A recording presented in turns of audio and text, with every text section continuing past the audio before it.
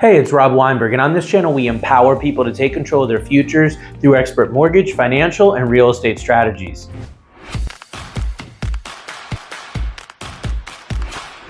If it's your first time watching, hit that subscribe button and don't forget to get notified on all of our future content.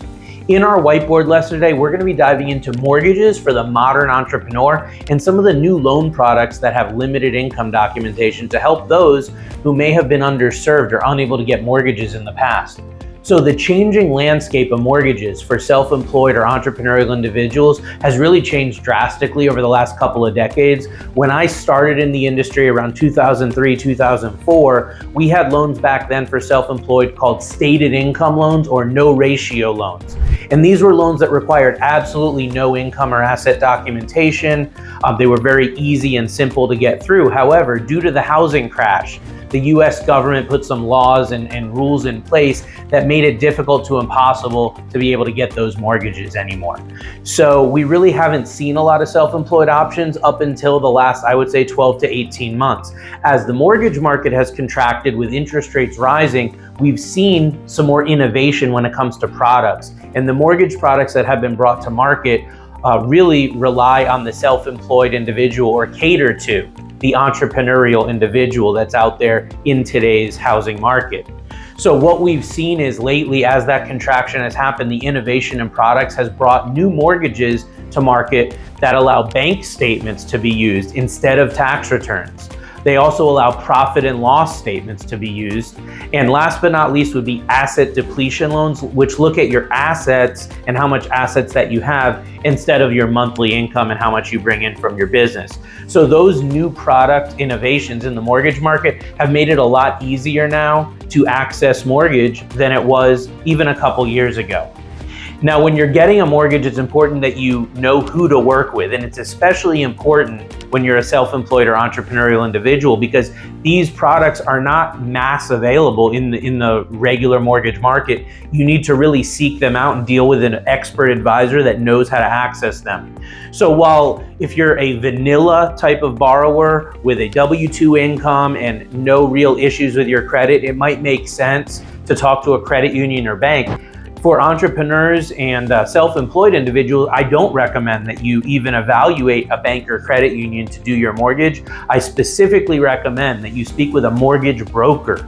And the reason a broker is going to have a big advantage as a self-employed person is because brokers have access to many different banks. I myself have access to over 130 banks right now. And many of those banks specialize in these limited doc or self-employed type of loan programs. So if you're dealing with a correspondent lender or a mortgage banker that only has access to one or two different products or programs, that's not going to really lend itself to helping you with this self-employed mortgage situation. So you want to really hone in on the top mortgage brokers in your area, and that's who you want to work with for these. Make sure that they have experience. Tell them about your scenario to ensure that you have a smooth process.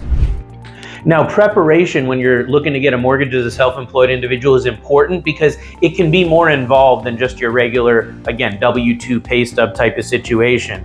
So self-employed often have fluctuating income. So I'm often asked, what can you do to prepare yourself to have a smoother and easier mortgage process? So the first thing is the time that you've been in business.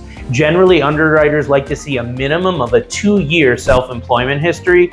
Although I've seen scenarios where only 1 year of self-employment gets approved, most of the time, you're going to want a minimum of 2-year self-employment history. The more time that you've been in business, the better it's going to look, the more stable it's going to look. The next thing is, and often overlooked, is non-sufficient funds on your bank statements. So with a lot of these self-employed mortgages, we're going to be honing in and using your bank statements as the income verification source. So when we're looking at anywhere from 1 to 2 years of bank statements, one of the biggest red flags that we see on there is NSF or non-sufficient funds fees. If an underwriter sees more than a couple of these in the course of a year, it can spell a big problem for your loan application. So you want to make sure your bank statements are clean. You want to make sure that you have as few or no non-sufficient funds transactions as possible, because that definitely helps demonstrate financial stability. If you have one or two or a couple isolated, that's okay, but you don't want to see a pattern of it. That's where there can definitely be problems. And the last thing is going to be reserves. So when you're getting a mortgage as a self-employed individual, there's a little bit more risk involved. So generally the lenders want to see anywhere from 3 to 6 months of reserves that you'll have in savings or in some sort of bank account or liquid account after the closing.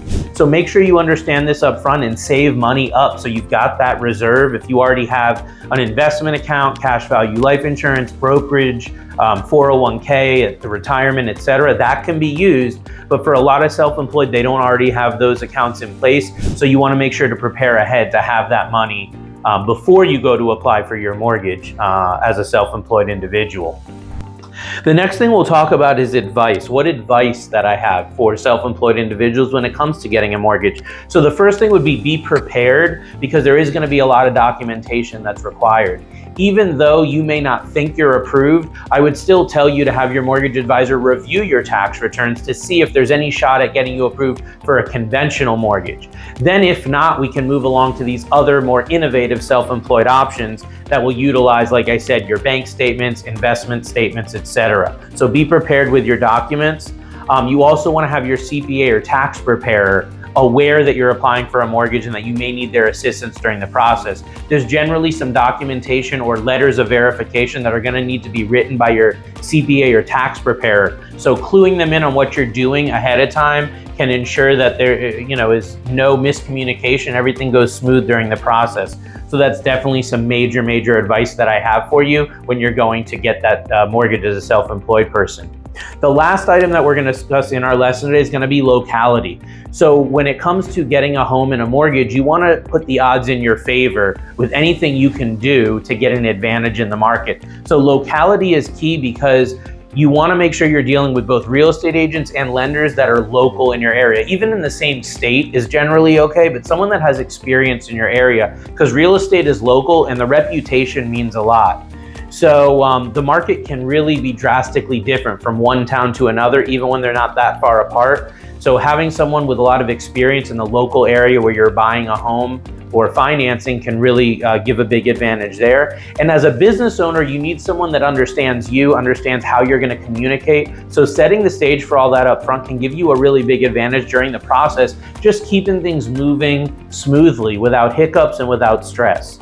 Communication is key, so make sure you have all those details buttoned up early in the process about who's going to be communicating with who, the best times, and how you want to be communicated with: email, telephone, text message, etc. So I hope today's primer on modern mortgages for entrepreneurs and self-employed individuals has given you some confidence in moving forward with your plans to buy a home or get a new mortgage.